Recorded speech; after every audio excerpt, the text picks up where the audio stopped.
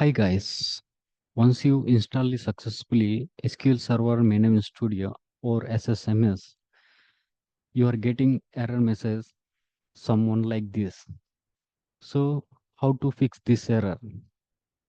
Just open SSMS SQL Server Management Studio, and once you open it, you try to connect, you connect, someone will get error message like this.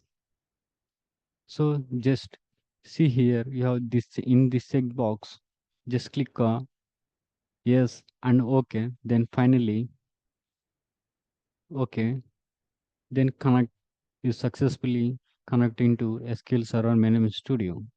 Thank you for watching this video.